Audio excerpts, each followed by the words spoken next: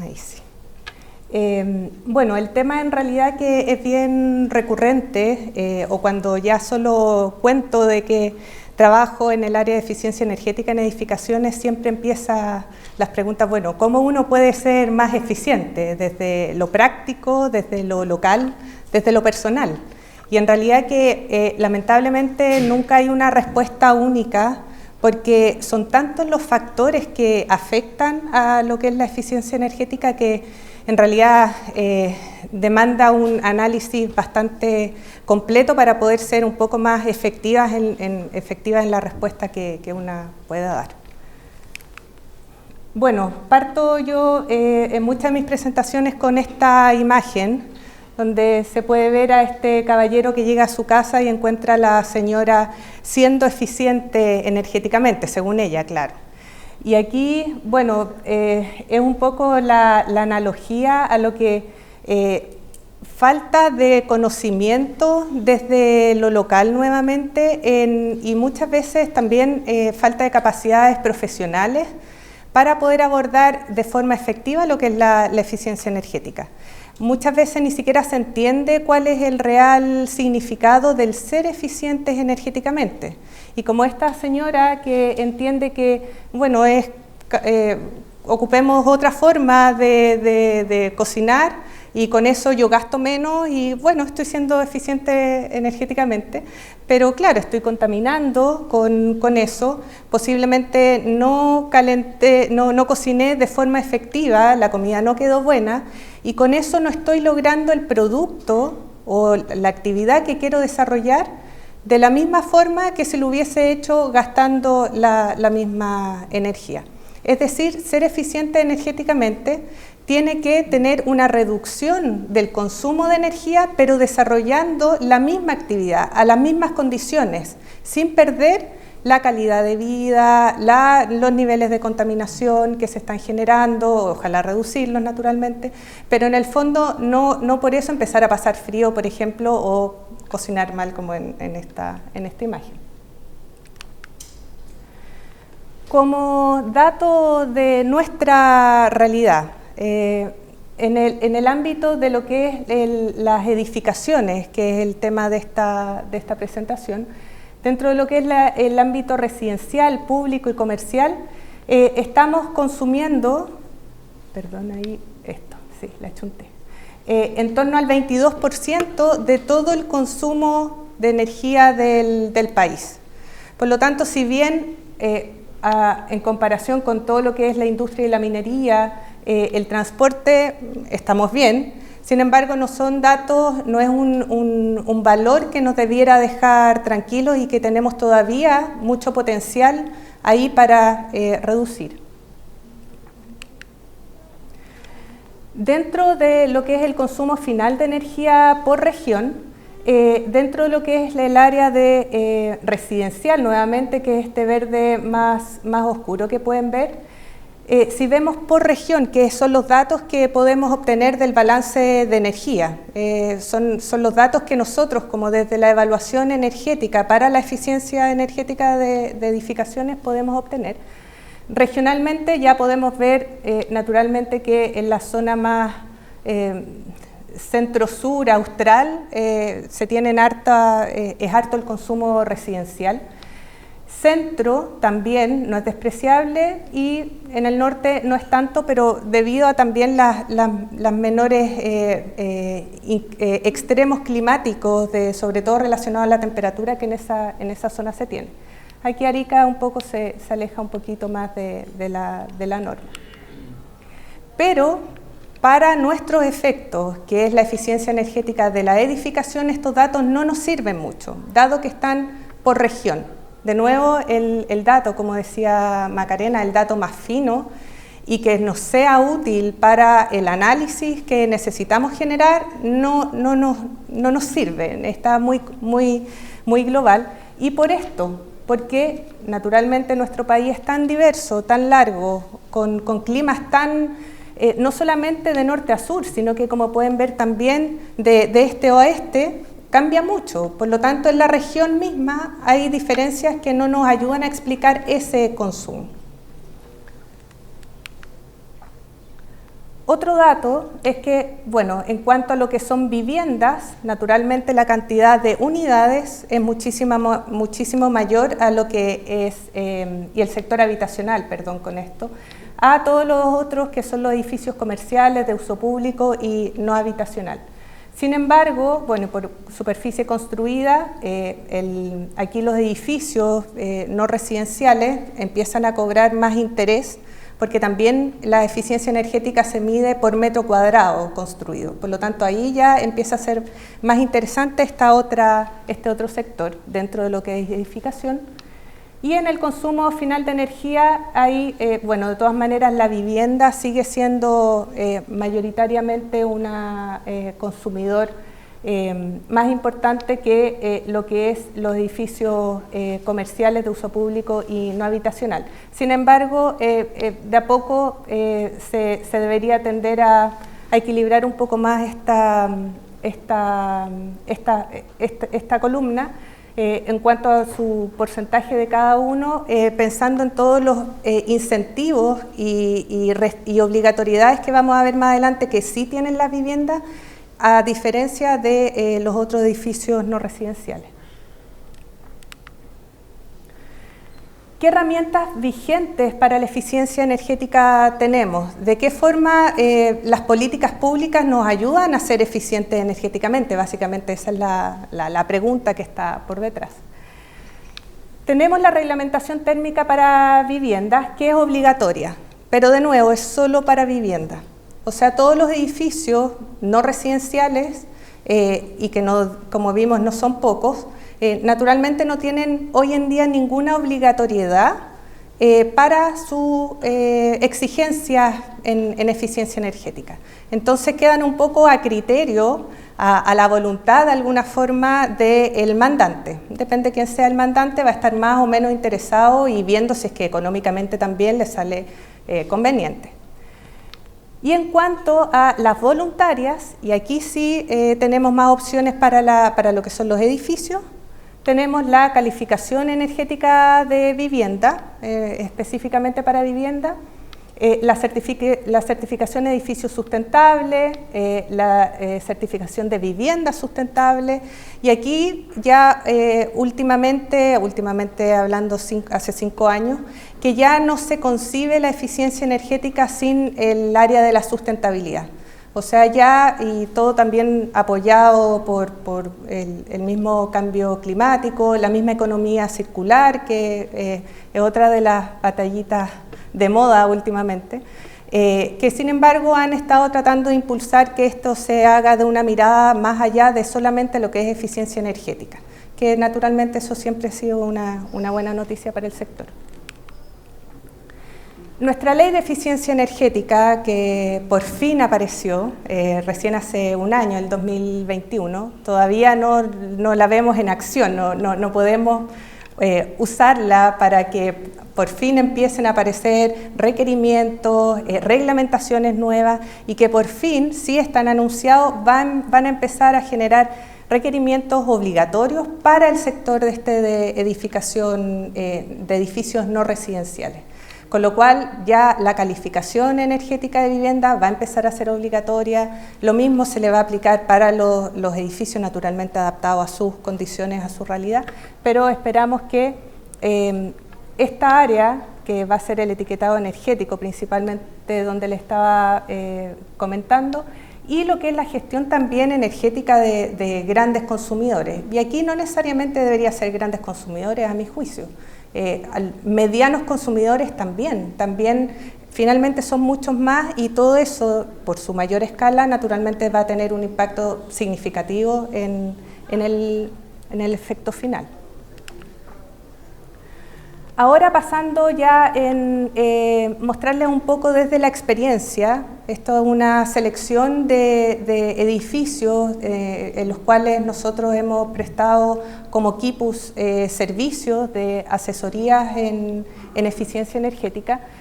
Si se dan cuenta, bueno, principalmente han estado concentrados en la zona centro y algunos también en la zona norte del país.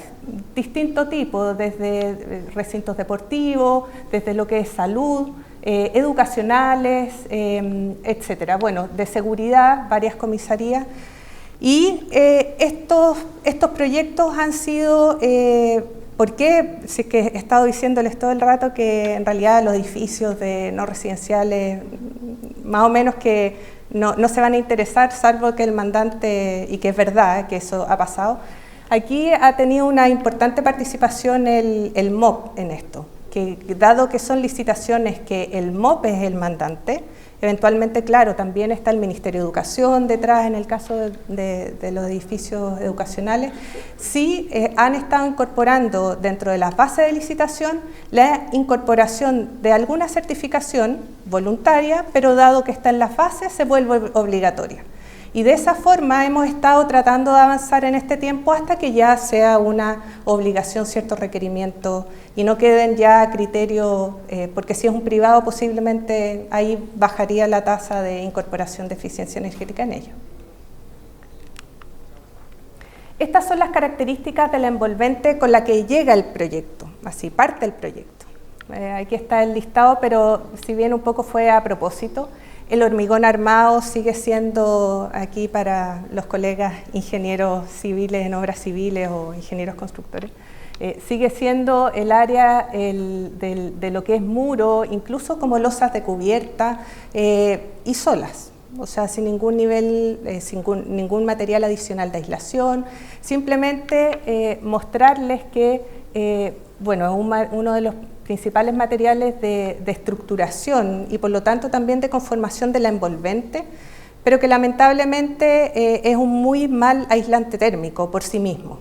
Por lo tanto, aquí vemos que solamente nos estamos preocupando, bueno, aquí lo que son estructuras de acero, metálicas en las cubiertas, algo de madera, pero muy poco frecuente. Donde vemos que principalmente el primer bosquejo es simplemente preocupémonos de que no se caiga el edificio. Y no es un tema siquiera lo que pasa térmicamente con él. En las ventanas los vidrios monolíticos, pero porque yo creo que ya ni siquiera, ahora ya mucho más frecuentes de encontrar que el proyecto ya venga inicialmente con un termopanel, con un doble vidriado hermético. Pero hasta hace poco seguían solamente siendo vidrios de un cristal. Y el piso siempre sin aislación. Dentro del balance de energía, este es el balance que obtuvimos para el caso del Hospital de Parral. Solamente mostrarles que esto muestra, o quizás explicar antes qué es lo que es el balance de energía para este efecto. Es en qué área dentro de mi edificio yo estoy teniendo las principales ganancias y las principales pérdidas.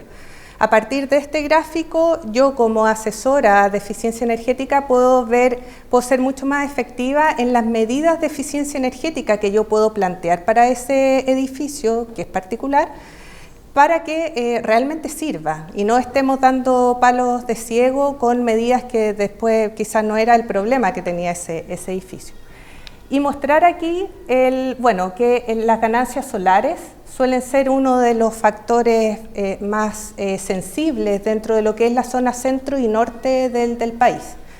Sobre todo en épocas de verano y dado los gráficos y cómo va a cambiar la situación, quizás esta columna va a aumentar muchísimo más y van a ser por ahí las medidas de eficiencia energética que yo voy a tener que implementar para reducir el consumo final que ese edificio va a tener.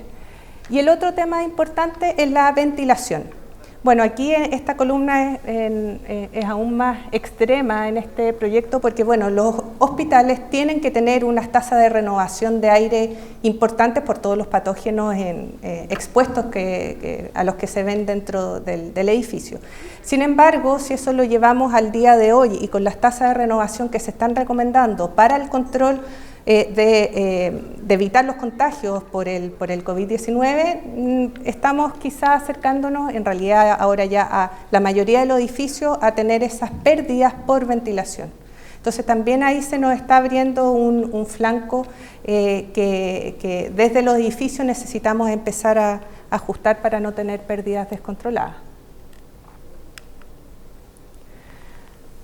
Ahora, el análisis de demanda de climatización de los proyectos sin eficiencia energética, y perdón aquí que me quede solo en lo que es climatización. Naturalmente, cuando hablamos de energía no es solo clima lo que tenemos involucrado, es iluminación, gasto de los equipos, otros consumos que vamos a tener por producto de otras dependiendo de la actividad. Sin embargo, y fue un dato que se me olvidó haberles dado anteriormente, dentro de lo que es una edificación, no vamos a irnos, sino que como en promedio, el 70% del consumo de una edificación es en climatización. Y dentro de ese 70%, el 50% es en calefacción. Y el otro restante es un 70% es en calefacción y el 30% es en refrigeración. Por lo tanto, es ahí donde, como asesoría de lo que es la eficiencia energética, es donde primero uno pone el ojo, es ahí donde uno tiene que reducir, y es la demanda. Si se han dado cuenta, hablo de demanda, no hablo de consumo. Todavía a este nivel, después voy a hablar de consumo. Porque cuando hablamos de demanda, hablamos del requerimiento de energía. Es cuánta energía necesita el edificio para cumplir con que mis habitantes estén a nivel de confort térmico. Entonces, cuando quiero lograr eso, es la demanda. Yo necesito hacer que el edificio sea cada vez más eficiente sin consumir más. ¿Se entiende? Entonces, por eso el primer análisis que hago es cuánto necesita el edificio y cómo puedo bajar ese requerimiento a través del análisis del balance de energía que anteriormente les mostré. Y bueno, podemos ver aquí que esta es la demanda de refrigeración, la naranja es de calefacción, está en el norte naturalmente mucho más presente lo que sería la refrigeración. Y dependiendo también naturalmente el tipo de edificio y estos son los valores considerando que llegó el edificio, así como sin aislación térmica, es el caso base con lo que primero nosotros recibimos, sin ningún control solar, etc. Y bueno, empieza a medida que vamos avanzando al sur o más bien a la zona central, empieza la demanda de calefacción en algunos casos a ser mayoritaria. Una vez hecho ese análisis, entonces empezamos a aislar, que es lo primero que empezamos a hacer, porque para evitar todas las pérdidas térmicas que tenemos a través de la envolvente y que también llevados a costo de inversión es lo que más se rentabiliza en el corto plazo. Entonces son medidas que con una menor inversión inicial yo puedo generar un retorno más atractivo también para convencer en muchos casos al mandante de que invierta en eficiencia energética de su edificación.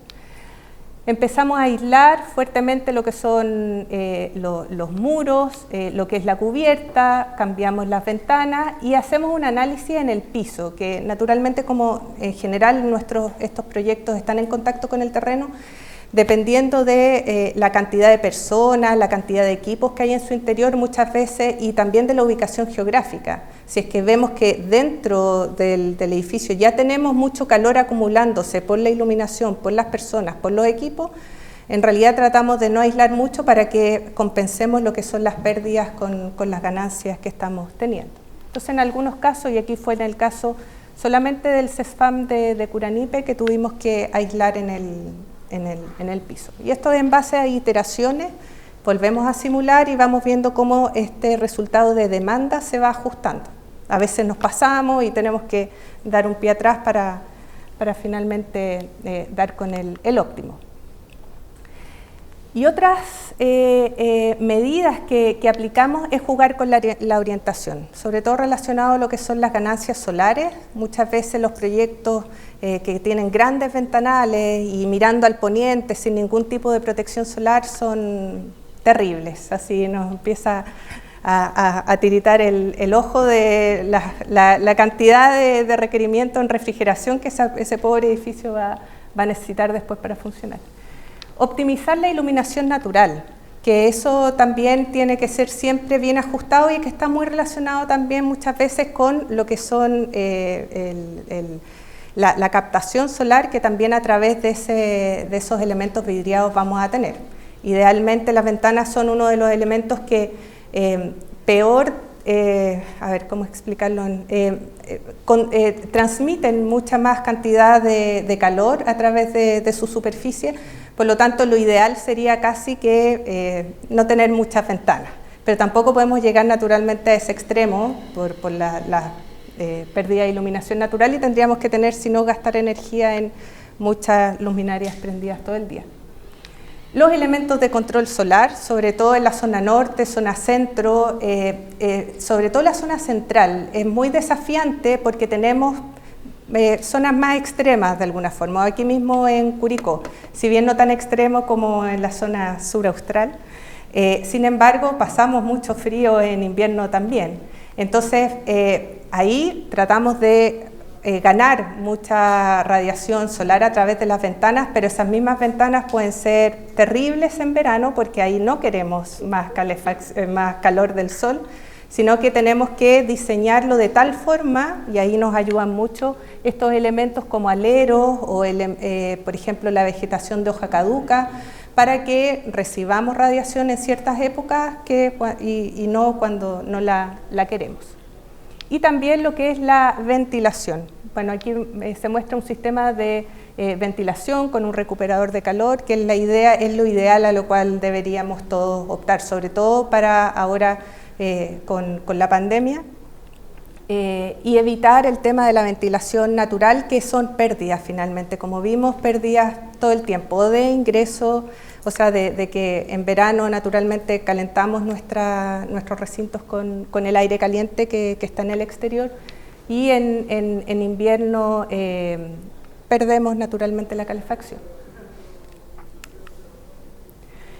Y bueno, después, y aquí me perdonarán los ingenieros eléctricos o encargados del clima, esto es lo último que nosotros vemos, porque primero nos interesa que el requerimiento sea bajo. ¿Cómo cubrimos luego ese requerimiento? Realmente después empieza a ser no un problema tan importante, porque con lo que sea, entre comillas, yo voy a poder cubrirlo sin problema y a un bajo consumo de energía. Entonces, que también hay, y no es menor, no es como para despreciarlos tanto, sí, de todas maneras, tienen que ser equipos de climatización de alta eficiencia. Eso es muy importante, porque para optimizar aún más que el consumo de energía finalmente sea bajo. Y aquí aparece sobre todo en los edificios que tienen varios recintos con al mismo momento requerimientos de calefacción y de refrigeración. Estos sistemas son los más adecuados, los de volumen de refrigerante variable, que tienen además una alta eficiencia. También lo que son las bombas de calor o los chillers, que también si los han escuchado hablar, y los recuperadores de calor, sobre todo en los edificios que sí van a tener altas tasas de renovación, como los hospitales, por ejemplo. Eso sí o sí hay que incorporar un elemento de recuperación, porque si no, en realidad toda la energía para climatizar se va a estar perdiendo a través del aire que necesitan renovar. En algunos casos, lo que son las calderas a gas de condensación, sí, que tienen una mayor eficiencia, lo que sería una caldera de gas tradicional.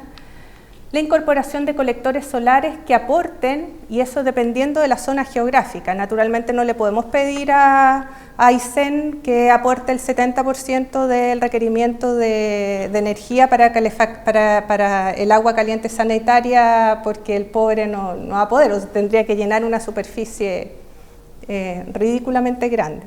Sin embargo, sí, estos sistemas con muy pequeña dimensión en la zona de Arica naturalmente se justifican todo el tiempo.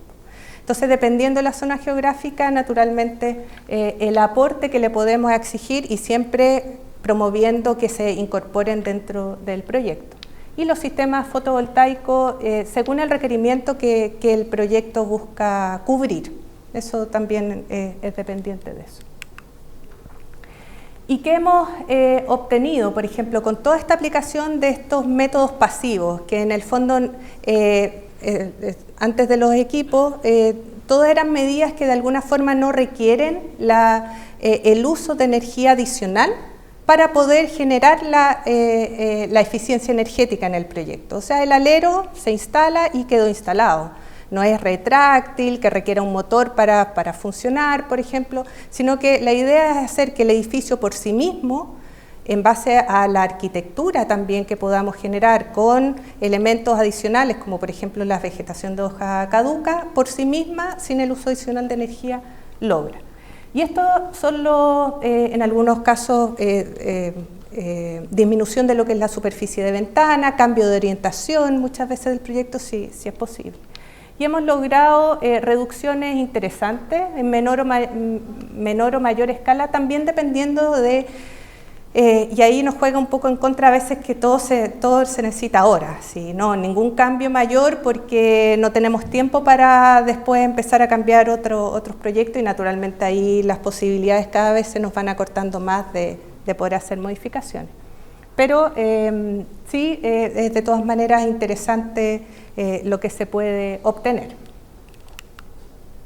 Y ahora lo que es el consumo. Y aquí empiezan los equipos y la eficiencia de los equipos que estarían incorporados en el proyecto. El consumo, incluyendo la eficiencia del equipo, para este mismo proyecto siempre va a ser naturalmente menor al requerimiento, dependiendo la eficiencia del equipo, y con eso finalmente podemos determinar, mostrar si es que el consumo final es el esperado, en algunos casos cuando esa es la meta, y poder ajustarlo así a los requerimientos del mandante.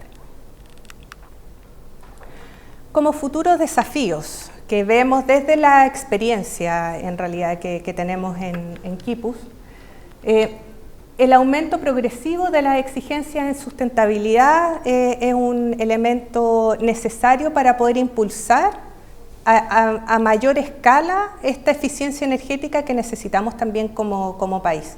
O sea, todavía estamos con la reglamentación térmica la última ajuste fue el 2010, y ya ha pasado mucho tiempo que no se le ha hecho ningún cambio. Ahora debería venir con la ley ajuste en ese sentido, pero deberían hacer ajustes sistemáticos. En países más desarrollados, por ejemplo, y que llevan mucho más tiempo que nosotros en esto, Alemania, por ejemplo, año a año van ajustando los requerimientos. O sea, año a año suben un poquito la exigencia, para que así también no sea de golpe y porrazo el cambio, y vaya haciendo que la industria también se adapte de mejor manera también a estos cambios, no se genere la total resistencia cuando le llega una medida mucho más exigente respecto a la anterior. Incorporar la gestión energética de las edificaciones. Eso, bueno, un poco ya lo había mencionado, pero y a todo nivel, en nuestras casas también podemos hacer eficiencia energética a nivel de gestión. Es cosa de proponérselo y ver en qué momentos también es necesario o no tener necesario cierto consumo. Con lo cual, todo granito de arena al final va ayudando a lograr el resultado final. Incluir las variables de cambio climático a nuestras simulaciones. Todavía a nivel de simulaciones energéticas utilizamos datos de 10 años hacia atrás, pero yo creo que ya la evidencia es clara y tenemos que empezar a incorporar qué va a pasar de aquí en adelante, porque los 10 años para atrás ya no se van a volver a repetir. Antes era porque sí se repetían y teníamos el promedio más real de lo que iba a suceder. Ahora yo creo que sí, estamos en una posición de que sí es una necesidad ya, estamos al debe por todos los proyectos que ahora estamos haciendo. Ya van a quedar desajustadas sus simulaciones para lo que va a pasar en 2 años más quizás. Incluir las variables, eso lo acabo de decir, incorporar a las edificaciones existentes en las exigencias de reducción. Todavía estamos con este tremendo parque de edificaciones existentes que no les estamos pidiendo nada. Entonces, bueno, van a seguir siendo unos consumidores locos de energía que nos van a siempre estar restando no nos ayudan a avanzar. Y la evaluación energética a nivel urbano. Todavía si seguimos evaluando los proyectos uno a uno no vamos a llegar. Todavía hay información voy a mostrarles después más adelante un proyecto que necesitamos entregar a mayor escala para que el impacto sea también a mayor escala, no solamente a ese mandante, sino que le sirva, sobre todo pensando también en el parque de edificios existentes, cuáles son las medidas de eficiencia energética que les serían más aplicables a ellos. Estamos pasados, ya. Entonces termino aquí. No. Ya, bueno, muy rápidamente porque estoy más que pasada y para no terminar aquí, este es el proyecto del CityBest que realizamos, que avanzamos en lo que es la evaluación energética urbana, que estamos haciéndole cambios en este momento. La idea es generar, como les decía, automatizar esta entrega de medidas y hacerlas así mucho más eficientes para generar un mayor impacto en la comunidad. Y bueno, muchas gracias. Ahí están mis datos y algunos de los productos que hemos relacionado.